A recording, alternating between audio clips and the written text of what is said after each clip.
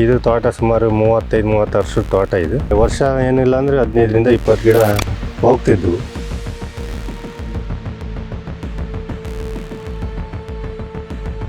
ನಮ್ಮ ಅಣ್ಣರ ತೋಟದಲ್ಲಿ ಸುಮಾರು ಹಿಂಗೆ ಬಾಚಿಕೆಬೇಕಾಗಿತ್ತು ಗಿಡದಲ್ಲಿ, ಅರಳುಗಳು ಆ ಥರ ಉದುರಿದ್ವು.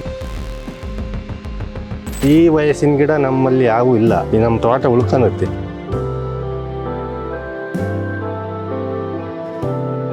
ಇದಕ್ಕೆ ಹಾಕೋದ್ರಿಂದ ನಾವು ಮತ್ತೆ 10 ವರ್ಷ ಲೈಫ್ ಜಾಸ್ತಿ ಆಯಿತು ಅಂತ ನಾನು ಅಂದ್ಕೊಂಡಿದ್ದೀನಿ.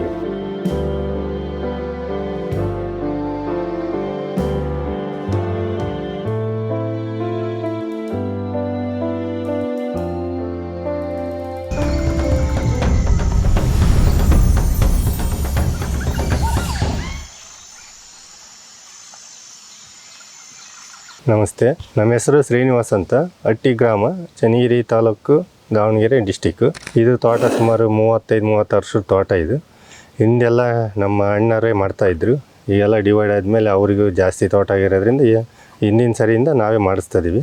ಮಣ್ಣು ಫುಲ್ಲು ಹಾರ್ಡ್ ರಫ್ ಇತ್ತು ಮಣ್ಣು. ಇವು ಭಾಳ ಇದ್ದವು, ಎಲ್ಲ ಅಣಬೆ ರೋಗದಿಂದ ಚೆಂಡಾಡ್ತಿದ್ದವು.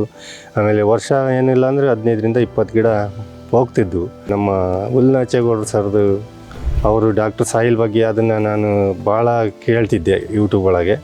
ಇದಕ್ಕೆ ಮಣ್ಣಿನಲ್ಲಿ ಯಾವ ರೀತಿ ಬದಲಾವಣೆ ಮಾಡಬೇಕು, ಯಾವ ರೀತಿ ಅದನ್ನು ಅಳವಡಿಸ್ಕೋಬೇಕು, ಅದನ್ನು ನೋಡಿ ನಾನು ಇವರಿಗೆ ನಮ್ಮ ಚನ್ನಗಿರಿಯಲ್ಲಿ ಯಾರಿದ್ದಾರೆ ಅಂತ ಕಾಂಟ್ಯಾಕ್ಟ್ ಮಾಡಿ ಔಷಧಿ ತರಿಸಿ ಇದನ್ನು ಹೊಲಕ್ಕೆ ಹಾಕಿಸ್ತಾಯಿದ್ವಿ. ಬಂದಮೇಲೆ ಅಣಬೆ ರೋಗ ನೋಡಿ ಅದಕ್ಕೆ ಒಂದು ಸ್ಲರಿ ಡಾಕ್ಟರ್ ಸಾಯಿಲ್ ಜೊತೆಗೆ ಮಿಕ್ಸ್ ಮಾಡೋಕ್ಕೆ ಹಾಕೋಕ್ಕೆ ಕೊಟ್ಟರು. ಆಮೇಲೆ ಬರ್ತಾ ಈ ಸರಿ ಯಾವುದು ಆ ಥರ ಇಲ್ಲ. ಇನ್ನೂ 1 ವರ್ಷ ಆಗಿಲ್ಲ, ಆಗಸ್ಟ್ ಸೆಪ್ಟೆಂಬರ್ ಬಂದರೆ 1 ವರ್ಷ ನಂದು ಆಗುತ್ತೆ ಇದಕ್ಕೆ.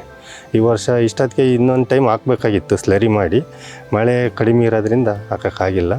ಮೊನ್ನೆ ಬೇಸಿಗೆಯಲ್ಲಿ ಫೆಬ್ರವರಿಯಲ್ಲಿ ಮಳೆ ಬಂತು. ಅವಾಗ ನಮ್ಮ ಅಣ್ಣರ ತೋಟದಲ್ಲಿ ಸುಮಾರು ಹಿಂಗೆ ಬಾಚಿಕೆಬೇಕಾಗಿತ್ತು ಗಿಡದಲ್ಲಿ, ಅರಳುಗಳು ಆ ಥರ ಉದುರಿದ್ವು. ನಮ್ದ್ರಾಗ ಉದುರಿರಲಿಲ್ಲ. ಎಲ್ಲರೂ ಬಂದು ನೋಡಿದ್ರು ನಮ್ಮದ್ರಲ್ಲಿ ಉದುರಿದಾವೇನೋ ಅಂತ. ಎಲ್ಲ ಹುಲ್ಲು ಇಷ್ಟಿಷ್ಟು ಮಟ್ಟ ಹುಲ್ಲಿತ್ತು. ಇವರು ಭಾಳ ಸರಿ ಎಲ್ಲ ಗಿಡದನ್ನೂ ವೀಕ್ಷಣೆ ಮಾಡಿದ್ದಾರೆ, ಉದುರಿರಲಿಲ್ಲ, ಎಲ್ಲಿ ಉದುರಿಲ್ಲ. ಅದು ನಮ್ಮ ಅಣ್ಣರಿಗೂ ನಾವು ಹೇಳಿದ್ದೀವಿ. ಒನ್ ಟೈಮ್ ಅವ್ರು ಅಕ್ಕಂದು ಸುಮ್ಮನಾದ್ರು. ಅವ್ರದ್ರಾಗೆಲ್ಲ ತುಂಬ ಕೇಳ್ರಿ, ಇವರು ನಾವು ಹೋಗಿದ್ವಿ, ಭಾಳ ಉದುರಿದಾವೆ ಅವ್ರದ್ರಾಗ.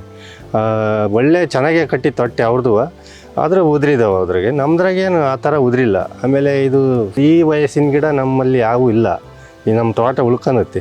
ಇದಕ್ಕೆ ಡಾಕ್ಟರ್ ಸಾಯಿಲ್ ಹಾಕೋದ್ರಿಂದ ನಾವು ಮತ್ತೆ 10 ವರ್ಷ ಲೈಫ್ ಜಾಸ್ತಿ ಆಯಿತು ಅಂತ ನಾನು ಅಂದ್ಕೊಂಡಿದ್ದೀನಿ. ಈಗ ಹುಳಿಕೆರೆಯಿಂದ ನೀರಿದೆ, ನೀರಿನ ಸಮಸ್ಯೆ ಇಲ್ಲ.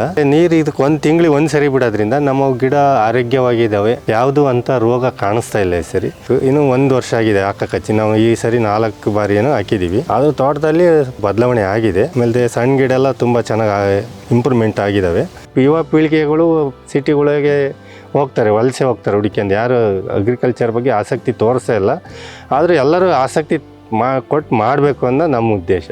ಕೃಷಿಯಲ್ಲಿ ಒಳ್ಳೆ ಇದಿದೆ ಅನ್ನೋದು. ಆಮೇಲೆ ಒಂದೇ ಬೆಳೆ ಬೆಳೆಯೋದ್ರಿಂದ ಲೈಫ್ ಇಲ್ಲ, ಹಲವಾರು ಬೆಳೆಗಳನ್ನು ಇದರಲ್ಲಿ ಮಿಶ್ರ ತಳಿಗಳನ್ನು ಮಾಡ್ಕೋಬೇಕು. ಮಿಶ್ರ ಬೆಳೆಗಳನ್ನು ಬೆಳೆದಾಗ ಮಾತ್ರ ಆ ರೈತ ಅನ್ನನಿಗೆ ಒಂದು ಹೆಸರು ಬರುತ್ತೆ, ಒಂದು ಗೌರವ ಬರುತ್ತೆ. ಇಷ್ಟು ಮಾತ್ರ ಹೇಳ್ಬೋದು. Thank you sir.